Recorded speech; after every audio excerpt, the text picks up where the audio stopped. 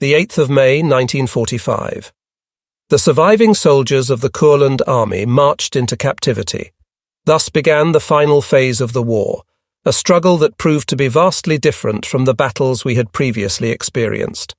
A bitter fight for survival began, a battle for which there exists little defense. Herded together like cattle, we were first confined in open fields and forest clearings. As our hunger increased, we desperately attempted to draw nourishment from grass in the fields, and we chewed bark from trees in attempts to stave off the gnawing pains of starvation that overwhelmed and weakened us. We were eventually marched to a large camp situated in a former paper factory near the town of Sloka, on the Bay of Riga. Here we received our first sparse rations, which were accompanied by an issue of a dozen papyrosi cigarettes and 10 grams of sugar. It was explained to us that the cigarette and sugar rations were the same afforded the junior officers in the Soviet army, and we were surprised that this distinction existed within the workers' and farmers' army. In the German Wehrmacht, all ranks had always received identical rations. At length we were addressed by a flak officer who had been taken prisoner at Stalingrad in January 1943. A member of the National Committee of German Officers, which was led by another better-known Stalingrad survivor, General von Sedelitz. The lieutenant had received training as a politruk in a Moscow prison camp. He implored us to embrace the communist-Leninist ideology, speaking tirelessly of the new world in which we must live, a world that could be made better only through the communist system. His remarks were met mostly by indifference from the Kurland soldiers. However, the political rhetoric was greeted with enthusiasm by a few individuals, some of whom perhaps perceived a better chance of surviving the ordeal by cooperating fully with the authorities in whose hands our destiny lay. Over the next several days, propaganda documents were distributed. To relieve boredom, some soldiers began to study Russian. Others attempted to mend threadbare clothing, while some fashioned crude Kurland armbands from bits of uniform material. At last we were permitted to write letters. Due to a lack of writing material and envelopes, we wrote on whatever scraps and bits of paper we could find within our sparse belongings. Written with stubs of previously concealed pencils, the letters were folded into compact triangles and carefully addressed to family members. More than 1,000 letters were painstakingly written to inform family members that the writers had survived the last months of the war. However, none reached the homeland. The letters did provide information to the NKVD officers who, unbeknownst to the prisoners, confiscated them and combed through the contents, gleaning information for the exhaustive files that would remain to haunt us throughout our captivity. On one occasion we stood shirtless in ranks with an uplifted left arm, as Soviet intelligence officers searched for the blood group tattoos that were characteristic only of members of the Waffen-SS. Those prisoners found to have the identifying mark below their left armpit were quickly separated from the ranks, and they simply disappeared into the void of the Soviet Union. One morning in mid-July, we were ordered to prepare to march. Formed into long grey ranks, 6 abreast, we were flanked by Soviet soldiers wearing sweeping overcoats, despite the heat of summer. Across the breasts of many guards were slung submachine guns with the round, drum-shaped magazines that had become so familiar to us during the war. Other guards carried infantry rifles at the ready, with mounted bayonets gleaming menacingly in the sunlight. We marched in a long column toward the Sloka railway station. A rumour circulated through the ranks that a large number of enlisted prisoners from a nearby camp had been engaged in preparing cattle cars to transport us toward the east. On our arrival at the marshalling yard, roll call was taken again, and we were assigned into groups to board the train. Uneasiness swept through the ranks as we realized that a new, more ominous phase was beginning. Glancing desperately about, I realized that it was impossible to avoid climbing into the dark opening in the side of the car, and I reluctantly boarded the cattle car as a pair of armed guards, accompanied by an officer, methodically checked each name against a roster.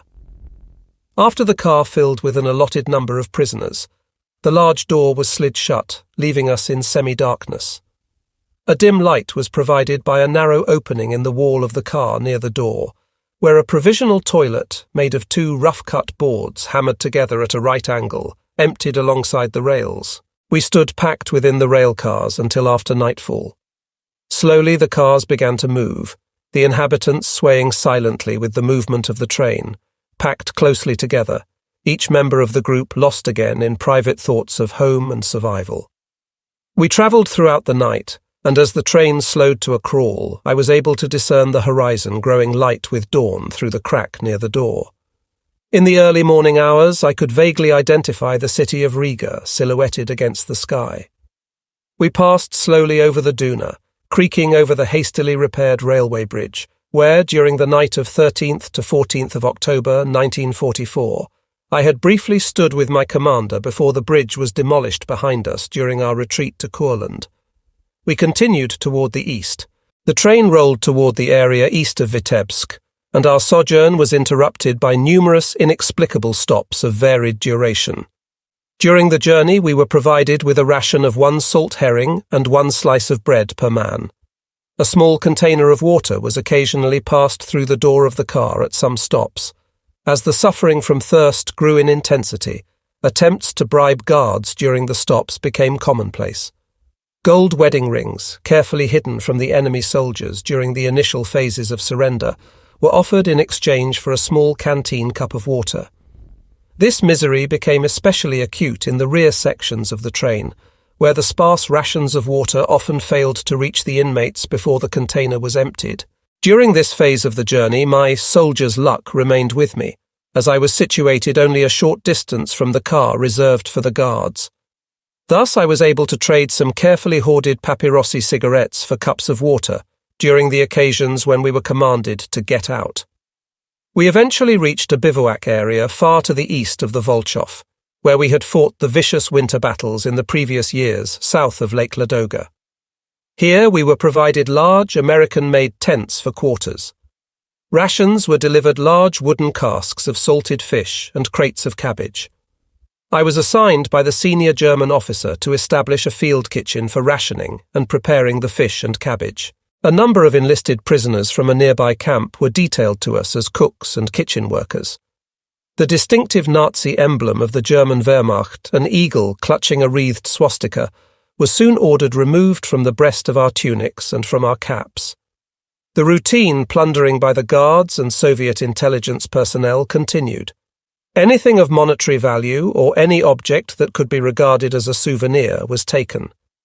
I had hidden a small wristwatch behind the cockade insignia on my officer's visored cap, which escaped seizure. Our paper money was confiscated whenever found by the authorities.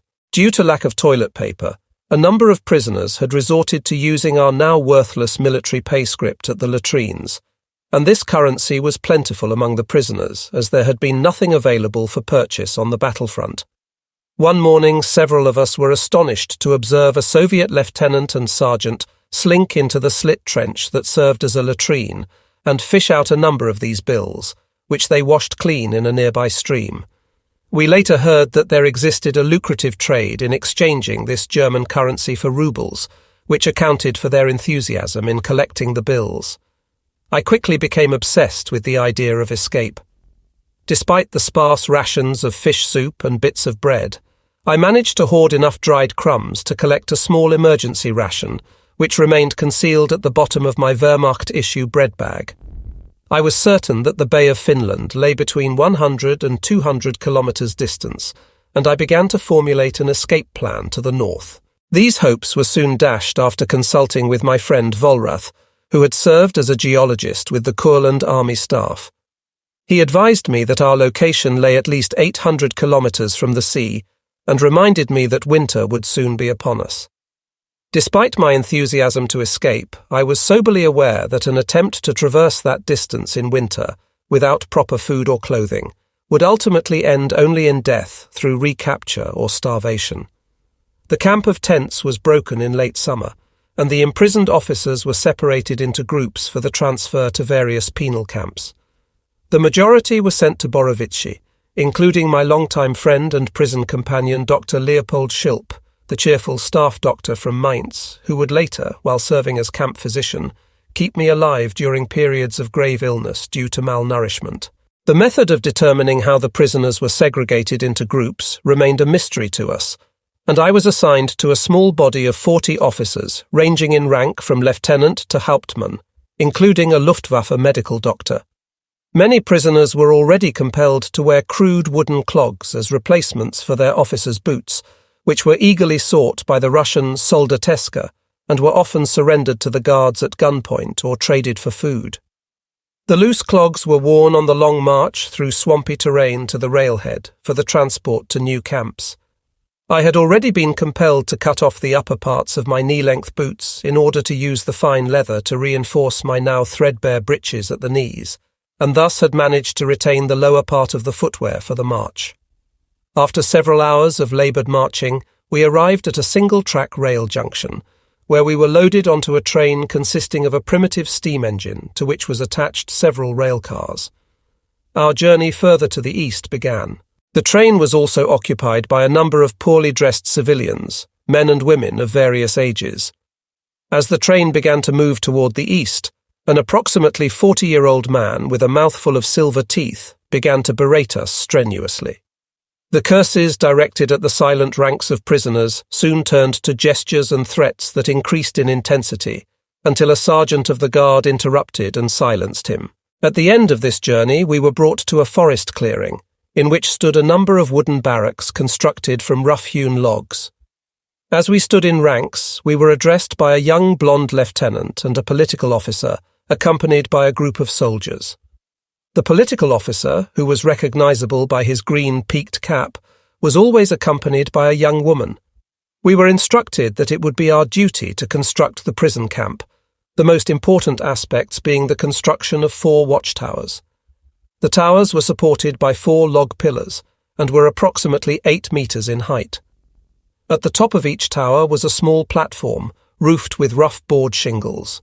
We then moved barbed wire fencing into place to complete the crude enclosure. Several days following our arrival at this camp, we observed a long train pull to a stop and approximately 200 German prisoners dismounted. They shuffled mournfully through the gates of the enclosure, in ragged ranks, apathy etched clearly upon their faces. They were older prisoners, soldiers who had gone into captivity in 1944 when the Soviets had captured the island of Ösel near the Bay of Finland in the Baltic Sea. A few of them had surrendered near the border of East Prussia. As the columns of prisoners approached, I was shocked by the condition of the men, their close-cropped skulls and hollow cheeks. Their lifeless, glassy eyes stared straight ahead from shallow grey faces. The ranks shuffled toward us, most men wearing the familiar rough-hewn wooden clogs, their malnourished bodies appearing lost in the remnants of uniforms that were little more than rags. A sauna was soon constructed, considered a necessity for protecting the prisoners from typhus. We remained in constant danger from this disease, carried by lice and spreading through the camp populace. The lice tormented us incessantly, laying clusters of tiny grey eggs in our head and body hair. The 40 officers assigned to a separate barracks were compelled to remove all hair from their heads and bodies in an effort to thwart the lice infestation. The sauna was used both as a delousing station and bathing facility, and we were permitted access in shifts approximately every 14 days. Labour parties were organised, and it was planned that the work details for woodcutting in the forest would be led by men from the officers' barracks under the watch of the armed guards. This plan was soon changed when a labour union functionary from Vienna, who wore a red and white striped band on his cap, assembled the enlisted men and gave an inflammatory speech. Together with a self-proclaimed communist from Hamburg, they were tireless in their efforts to unite the enlisted prisoners against the officers. On the anniversary of the Red October Revolution, the 7th of November 1945, the Soviet NKVD officer explained to us through his translator that the German Wehrmacht had ceased to exist. He further explained that hereafter there would be no officers among us, and that in the future we were to repay through our labour the war damage inflicted upon Russia by the fascists. In coordination with this declaration, we were required to remove all officers' insignia from our uniforms, including shoulder boards and collar tabs. Any medals and badges were to be confiscated, an order having been given to collect and turn in to the authorities any devices that were intended to glorify fascism. This order was hardly necessary, as all medals and badges had long since been stripped from the prisoners by the Soviet soldiers in their endless pursuit of souvenirs or items of trade.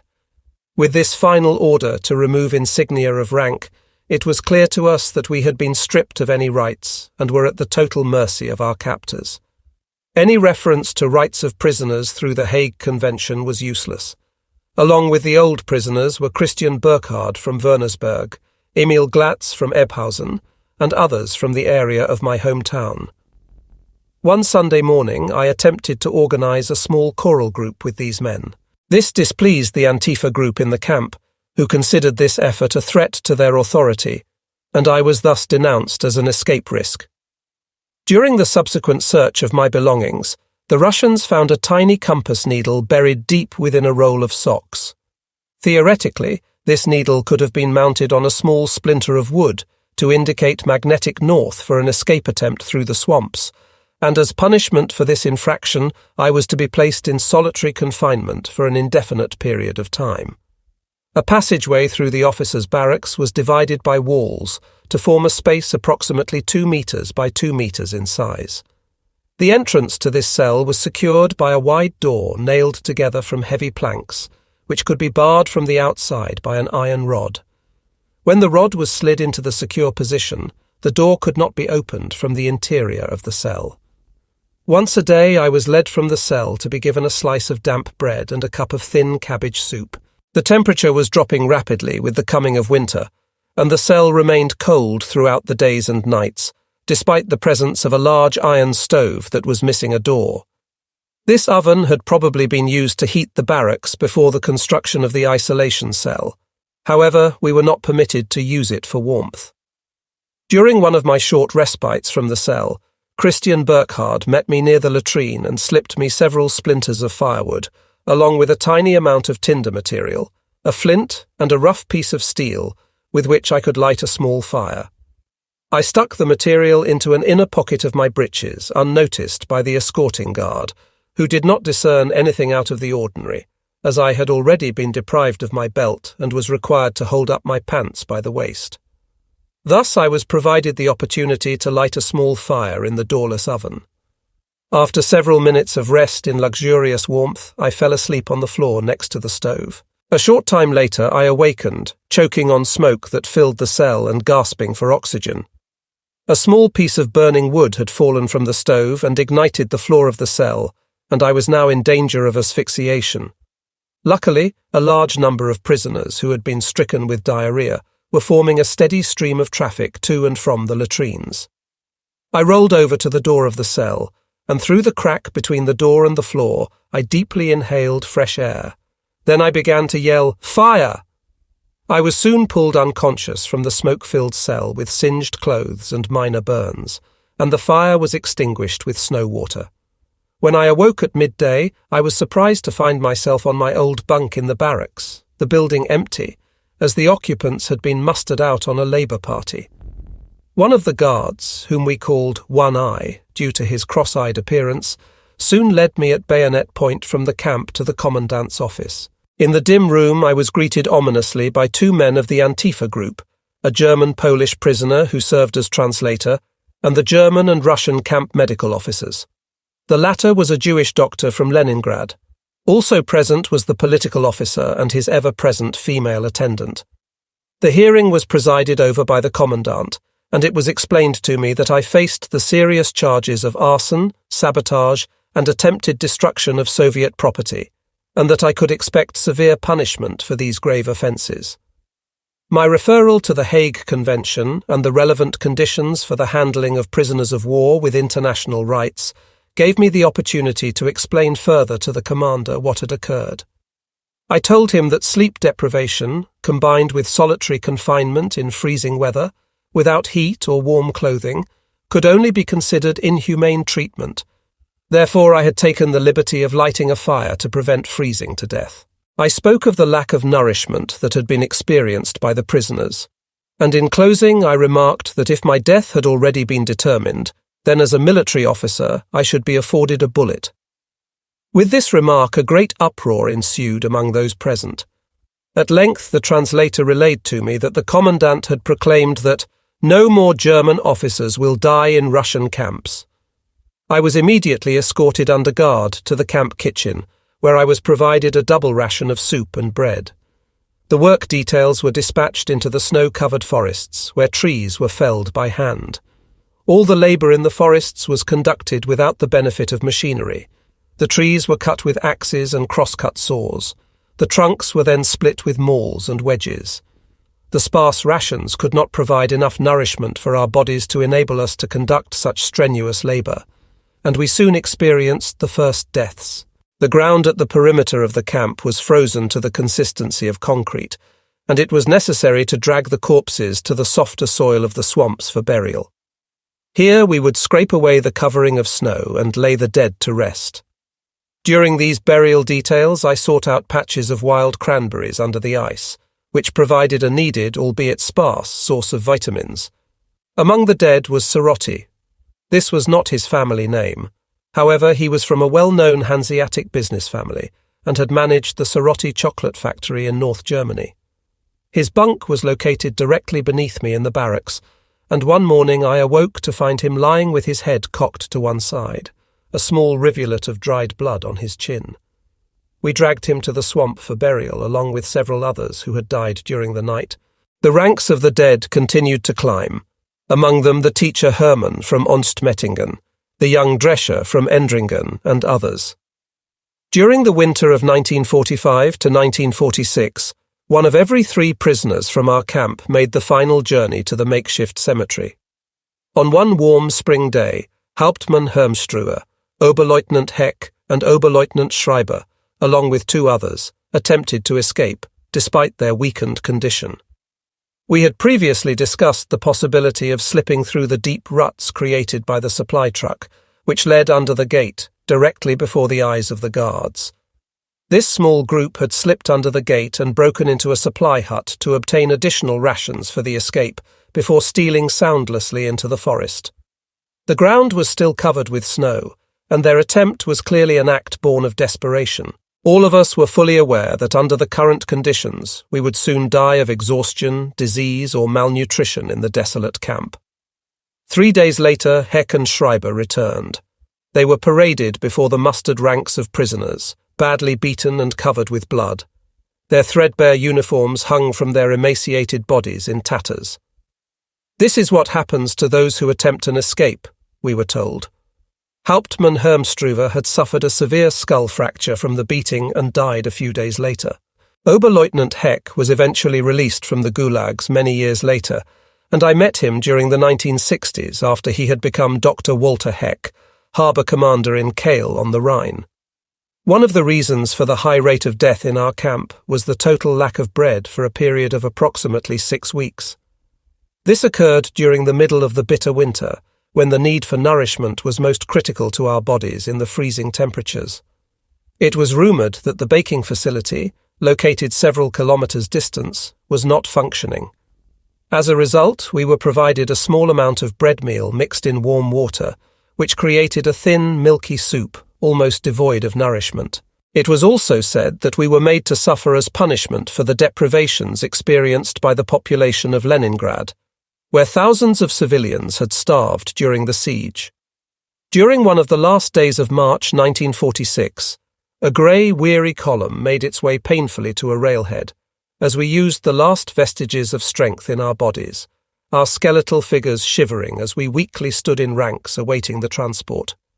Fully aware that our only hope of escaping death lay with the transfer to a new camp, we prayed that this change would bring us better conditions. At length we climbed into the rail cars for a one-day journey to our new destination. The large main camp, with approximately 2,000 prisoners, was situated on a hill. It consisted of 20 barracks, which were sunken into the ground. These bunkers were previously used as a work camp and for the storage of potatoes. There were numerous enlisted bunkers as well as the Spanish barracks, which housed Spanish officers from Spain's Volunteer Legion. After spending a period of time in the medical facility, I was assigned to Officers' Barracks 2. A commission to determine the health and work capability of the prisoners was established. The prisoners quickly named these inspections meat exhibits. We were required to stand naked before the Russian Commission, and during the examination the medical officers would pinch the flesh on our buttocks between their thumb and forefinger to determine weight loss, which would indicate to them our ability to withstand heavy or light labour. Among the categories were Work Group 3, designated only for light labour, and Work Group 4, which was designated for those who could perform only the most menial and light tasks. The last group, dystroph, was used to designate prisoners who were completely disabled from dystrophy and were often inflicted with dropsy. When brought before the commission, it was diagnosed that I was suffering from a particular type of dropsy called edema. My luck remained with me at this examination, as our former staff medical officer, Dr. Shilp, was assigned to assist the female Soviet medical doctor.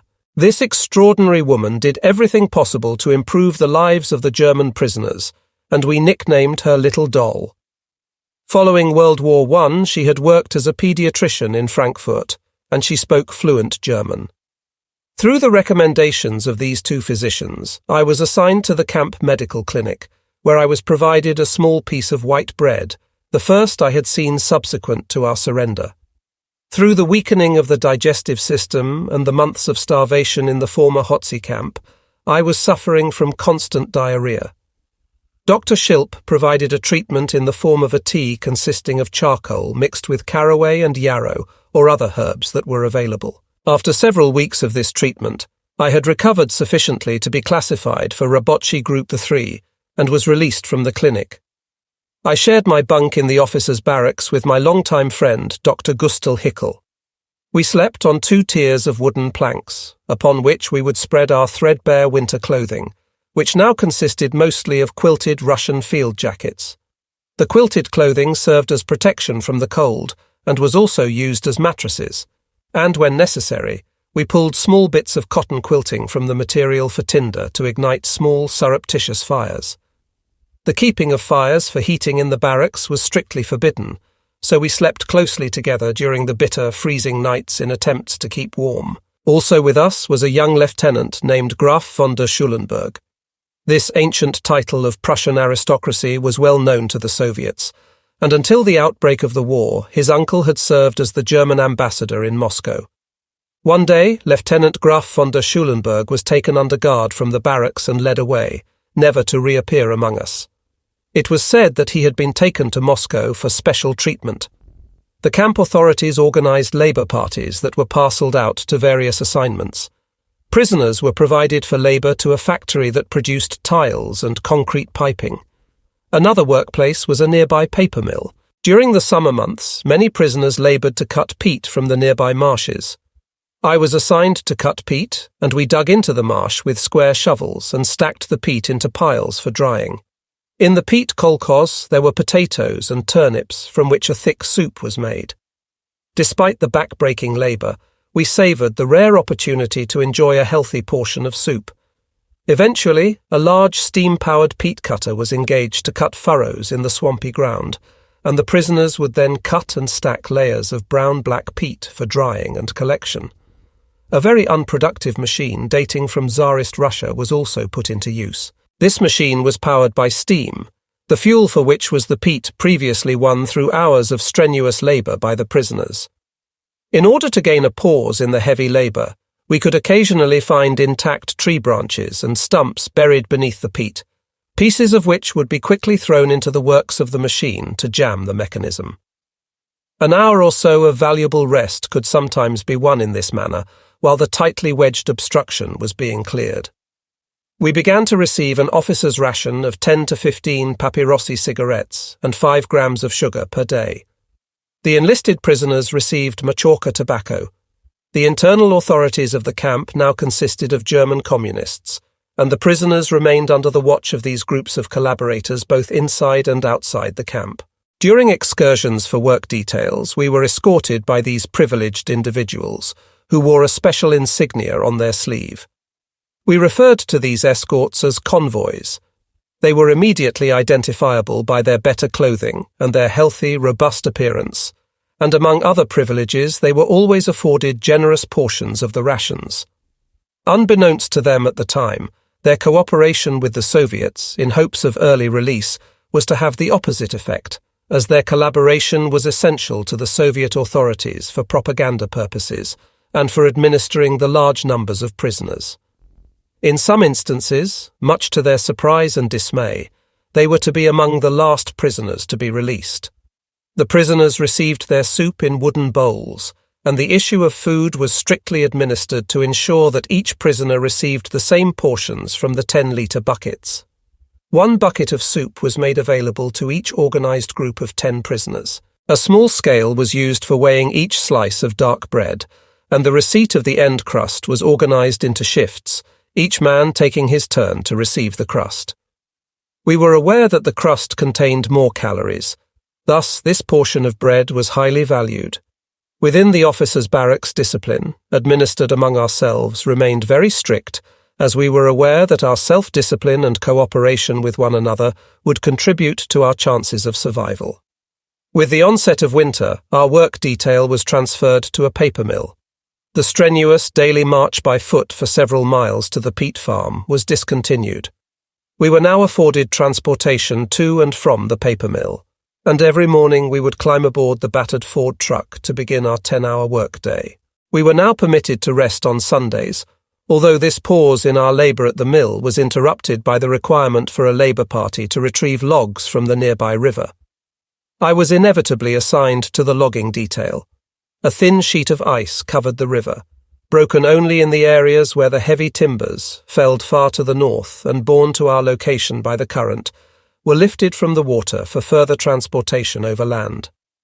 For this labour we were issued hip-length linen stockings that were not waterproof, and I soon developed a disabling kidney infection from the hours spent in icy water. I was permitted to spend a number of days lying feverishly on my bunk, as the camp medical clinic was filled to overflowing with ill patients. We continued to suffer losses in the camp. However, the death rate did not reach the levels of the previous year. One of the prisoners, routinely assigned as a gravedigger, was always recognisable by his large, imposing moustache and his completely bald head. One day he fell ill and died from intestinal blockage, caused by overeating. Upon investigation, it was discovered that he had broken gold teeth from one of the corpses prior to burial, and had traded the gold to the guards or civilians in the area for food. He had proceeded to consume the full amount received for the gold, and had quickly developed the fatal, agonizing complications. While on the work detail in the paper mill, I developed a close friendship with Hans Holzknecht, a mine worker from Tyrol.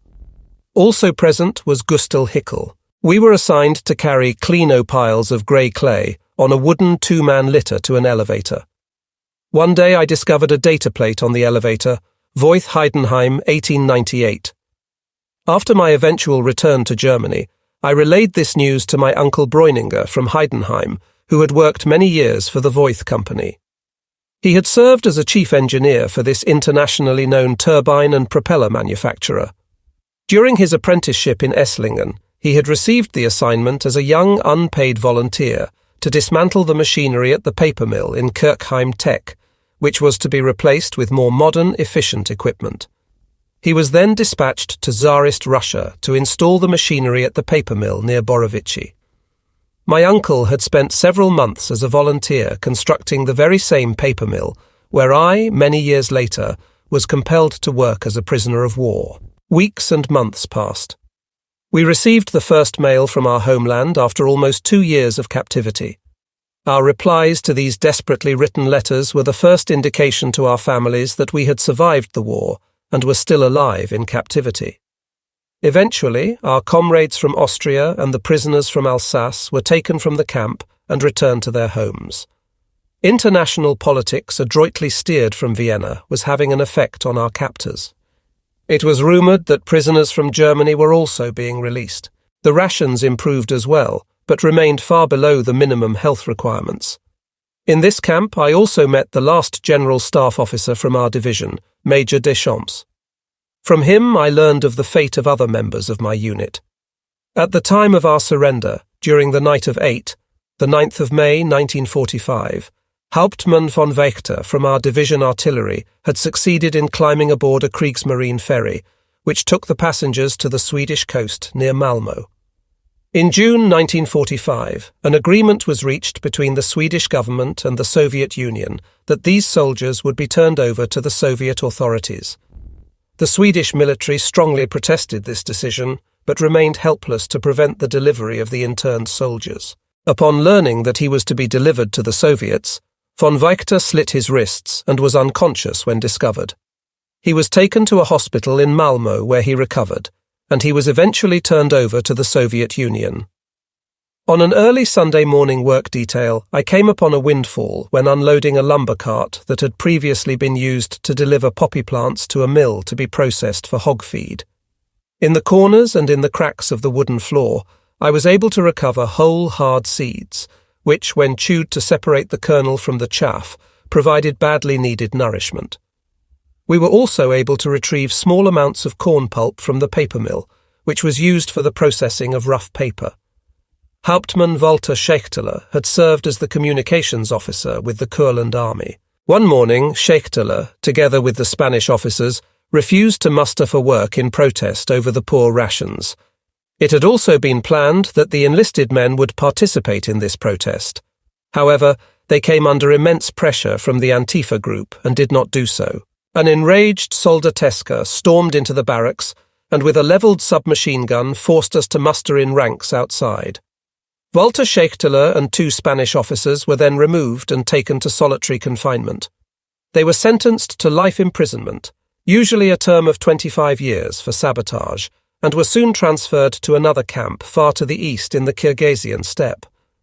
I managed to speak with him one last moment before his transfer, and he requested that I advise his parents of what had occurred. I later was able to fulfill this promise. Walter's father was general director of the German linoleum factory in Bietigheim, and spent more than 2 years attempting to learn the whereabouts of his son through a Swedish intermediary. He was eventually able to gain his release by surreptitiously paying large sums of US dollars in bribes to Soviet authorities. Walter and I met once again in the 1950s and celebrated our reunion in the wine country near Fellbach. We learned to expect sudden interrogations that would take place randomly and without warning. The former police officers, members of the police regiment Riga, and the few remaining soldiers from the Waffen-SS were particular targets of the Soviet intelligence system. As a result of the interrogations, many prisoners would disappear from our ranks, transferred to other camps where they would undergo additional penalties. Included in the prisoners singled out were the commanders of regiments, staff officers, and generals. These targeted personnel who survived the ordeal in Russia were finally released in 1955 through the untiring efforts of the German Chancellor, Konrad Adenauer. My interrogations usually took place in the presence of 2 Soviet army officers, a woman in uniform of indeterminable rank, and 2 Antifa members, as well as the ever-present interpreter. I was always asked to affirm my fascist officer's rank and where I had served throughout the war. The operational history of the 132d Infantry Division was known to the interrogators. One of the main questions seemed to concentrate on personal behaviour. What did you eat? Conserve was always my reply. Conserve da Berlin? The commission would ask. Da Berlin from the Heeressäugamt, I would respond. The Heeressäugamt was the bureau responsible for providing uniforms for the army. However, this response seemed always to give them a sense of satisfaction, perhaps because they assumed they had received information from me about an official organisation. Despite numerous threats, coercive behaviour, and repeated interrogations, I never wavered from this response. The commission would attempt to draw me into confessing that I had on occasion requisitioned pork, beef, or poultry for my use. I steadfastly replied, conserve. Following one of my interrogation sessions, the commission called for Oberleutnant von Postel, a former tank commander. Under duress, he finally admitted that he had once slaughtered a hog, for which he was immediately pronounced guilty of theft of Soviet property, and was sentenced to 25 years hard labour. He was eventually released in 1955 through Adenauer's efforts. In April 1947, cattle cars at the Borovichi railhead were prepared by a work detail with bunks and makeshift latrines. A number of prisoners classified as Rabochi Group 3 were mustered together on a warm afternoon and taken to this location for transport. I was among them, and our hearts pounded with hope that we were, at long last, about to begin the journey to freedom. As the train began to move, I could discern from the position of the sun that we were travelling south toward Moscow. On the 1st of May, the train screeched to a halt at a switching station near Moscow, and we found ourselves positioned on a multi-level track on the west bank of the Moskva. Peering through the slits in the walls of the cattle cars, we watched with amazement as unfamiliar aircraft crossed the clear blue sky from various directions, leaving vapor trails in the form of Soviet stars behind them. Approximately 2 kilometers distance, we could discern red flags flying above the walls of the Kremlin as the citizens celebrated May Day. At length we were permitted to dismount between the tracks. No one thought of escape, and we remained full of hope that our journey would continue toward the west.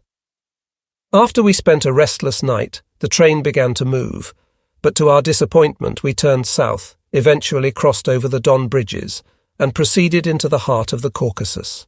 It was now rumoured that our destination was a recuperation camp, after which we could expect to be released.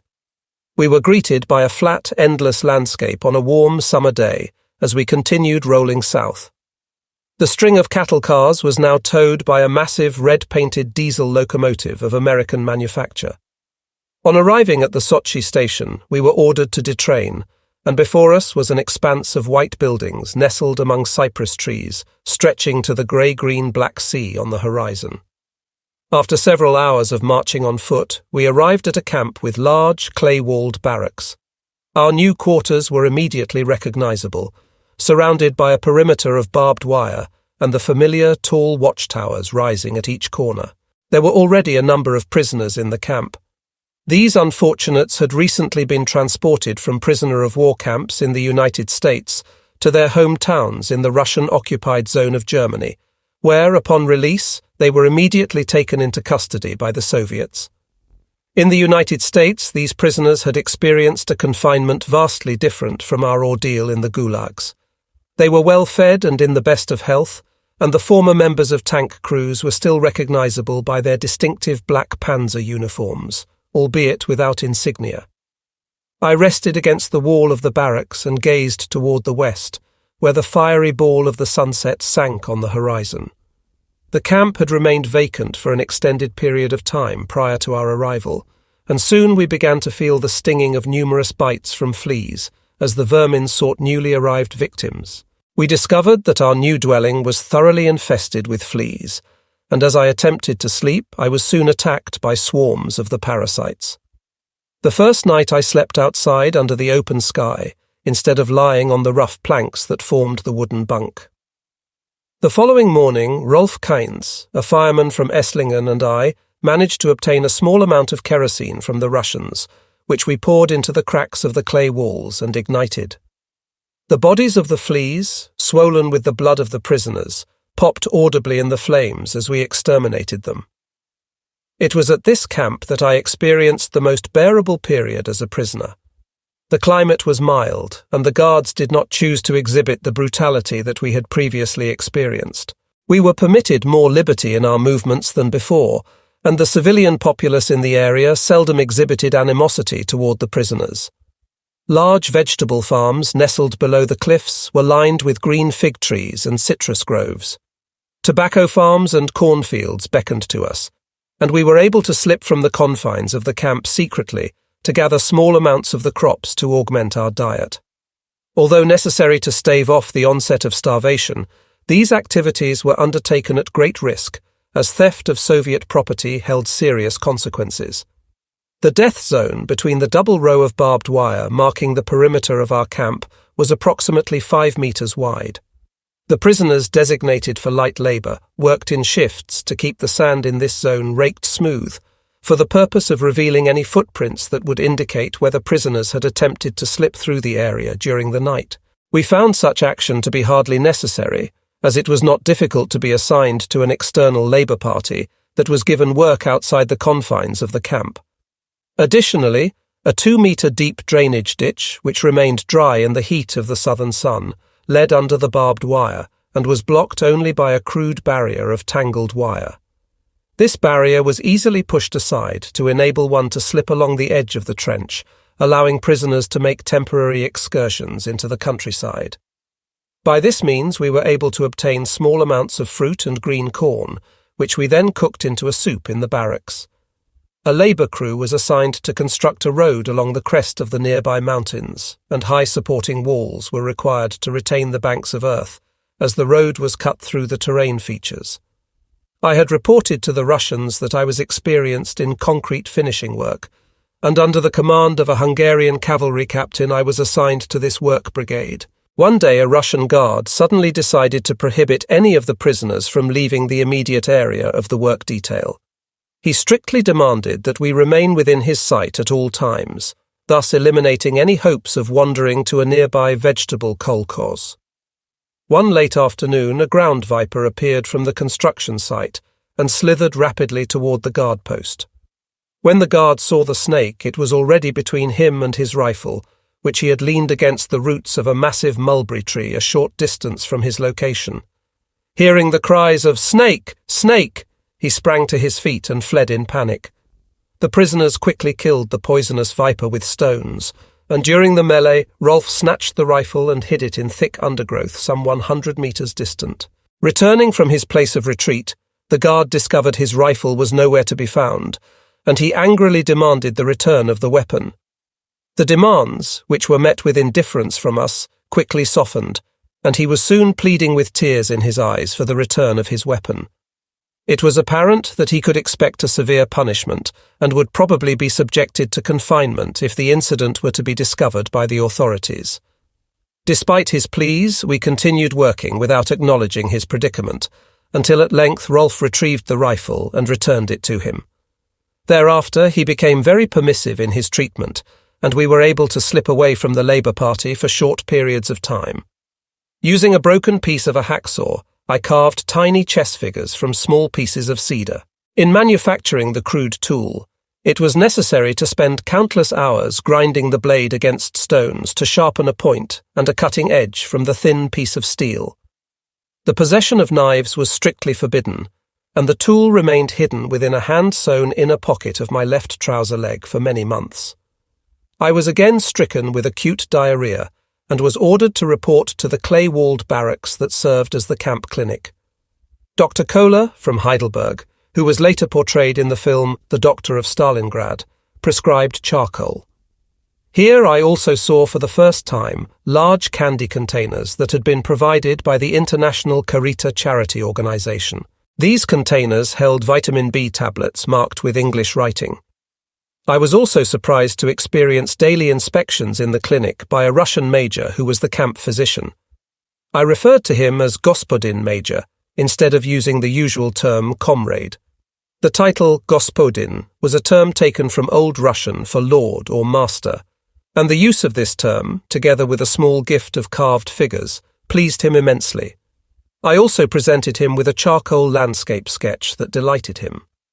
While being treated for the diarrhea that seemed to plague me continually, I was again placed into Work Group 3. In the pre-dawn hours, the Labour parties would depart on the assignments, and I was permitted to leave the camp unescorted to walk the short distance to the Russian barracks where the major's room was located. In his simple room, I was allowed to copy illustrated instructions from a medical book that had been printed in Vienna in 1900. I made brushes and pens from cattle hair obtained from nearby farms.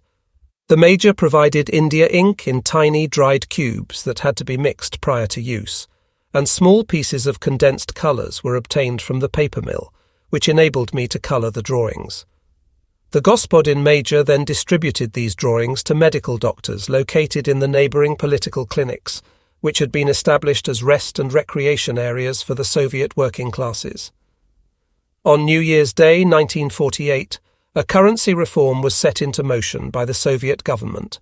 The mine workers from the Caucasus regions flocked to the exchange markets on small horses and donkeys to exchange large wads of paper currency, where they had previously traded tobacco leaves and merchandise. Many of them found themselves arrested and taken into custody for illegal trading in currency, despite their ignorance of having committed any crime.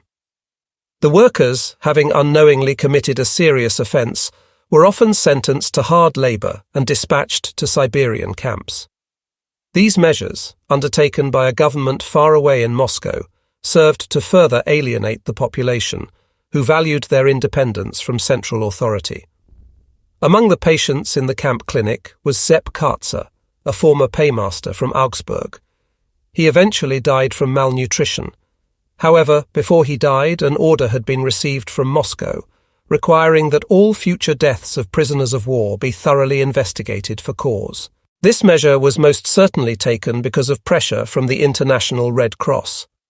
On the morning of Kartzer's death, I and several other prisoners were ordered to place his body in the back of a Studebaker truck. The German camp physician and Gospodin Major took their places in the cab of the vehicle, and we were ordered to ride in the back with the corpse. The driver then sped over rough paved roads in the direction of Sochi, and it was necessary to hold tight to Kartzer to keep his body from sliding from the open bed of the truck. Our destination was a horseshoe-shaped clinic situated in a grassy area. The building had 3 levels of large wooden verandas, and white-clothed medical personnel were seen gathering to peer from the upper floors as we unloaded Kartzer's body from the truck. We carried his body into the building and laid him on a table, where we were immediately surrounded by doctors and nurses, who gathered to witness the event as Dr. Kohler began to open the body for autopsy. During the process, the doctor made statements about the findings, which were noted by one of the attendants. During this examination, I slipped out the door and explored the clinic grounds, where I soon discovered the kitchen. I was able to obtain a ration of kasha, which I ladled into my ever-present mess tin. A large well was located near the door of the kitchen, and in the nearby garden I found garlic and red peppers. I was stuffing handfuls of these delicacies into my bread bag next to my mess tin when I heard the call, "Wiedermann, Suda, Voda nada."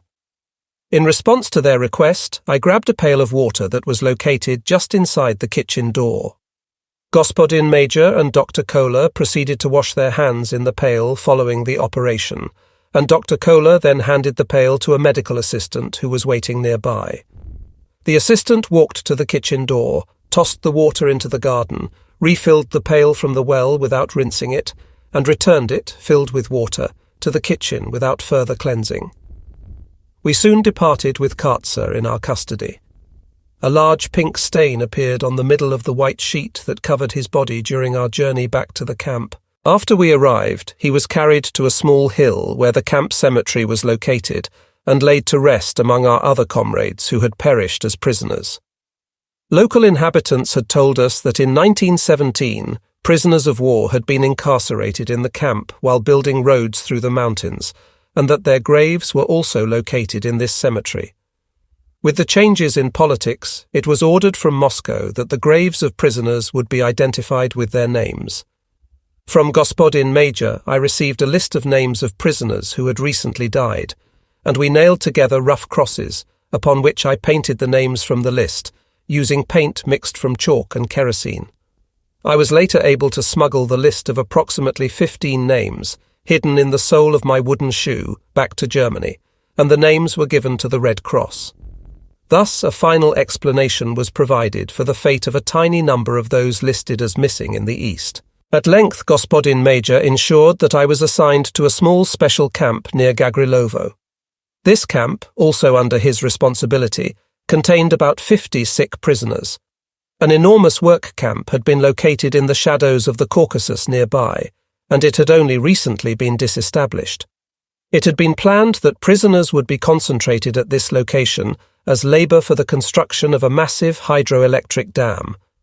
These plans had only recently been abandoned after consulting a team of German prisoners consisting of engineers and related technicians, including the geologist Vollrath from my hometown.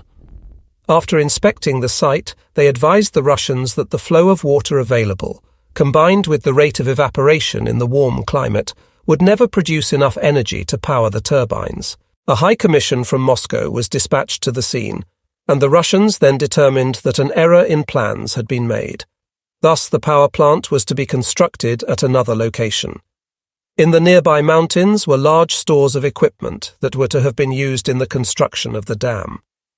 One afternoon, I was sitting in front of the barracks, filing a piece of aluminium into a comb, as I had begun to regrow my hair, which the Soviets had once required to be close-shaven. Gospodin Major passed by and, as usual, asked me how I was doing. "Very bad," I responded. "Why are you doing bad?" he retorted. "You very sick. You go home soon." And so it happened. In summer 1948, I was permitted to board a boxcar that was filled with approximately 40 prisoners for what was rumoured to be our final trip to freedom. The journey was said to have taken about 1 week. However, I was again stricken with severe diarrhea and raging fever.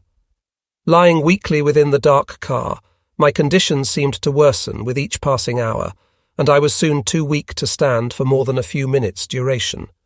Through a feverish veil, I remained barely able to discern between daylight and dark, and was hardly able to comprehend the events taking place around me. At long last, we reached the border. We were herded from the railcar onto the parade ground of a military base on the banks of the Oder near Frankfurt, where we stood in ranks, the chill of an early morning penetrating the ragged bits of various now obsolete uniforms that hung from our emaciated bodies. Silence hung heavy in the air as we stood motionless, painfully aware that freedom lay only hours, perhaps minutes away. Through burning eyes, I watched a Soviet officer, flanked by a guard with an ever-present submachine gun, pace slowly along the ranks of prisoners. We had been ordered to lay all possessions at our feet. The officer carefully examined each prisoner, then shifted his gaze to the meagre belongings piled onto threadbare Wehrmacht rucksacks and bread bags as he moved down the line. I shivered uncontrollably from the fever. However, my weakness was momentarily forgotten as his expressionless gaze shifted from my face to my clothing, then concentrated on my sparse belongings piled at his feet. A sense of relief swept over me, and I attempted to still my pounding heart, as he then turned and stepped to the next prisoner. Next to me stood Oberlieutenant Hans Hirth from Reichenbach, a small town near my home in Stuttgart. The Soviet officer inspected Hans carefully, then looked at the belongings piled before him. He turned on his heel as if to move on, but hesitated and then stopped. Bending down, he picked up a small, crudely carved wooden box that Hans had fashioned from pieces of cedar in the camp. Examining the box curiously, he suddenly tossed it to the ground and brought his booted heel upon it, splintering the box and spilling the contents. Hidden within a false bottom was an iron cross that Hans had managed to conceal during more than 3 years of searches and inspections in captivity. The officer picked up the decoration, raised it slowly, and examined the object before looking at Hans. "Fascist!" he exclaimed loudly. 2 guards with rifles suddenly appeared from the perimeter. The officer snapped commands as he glared at Hans. They took positions on either side and pushed Hans forward, leading him away with shoves and unintelligible shouts. Hans glanced over his shoulder at me, his haggard face white with terror. "Tell my parents what happened," he shouted desperately.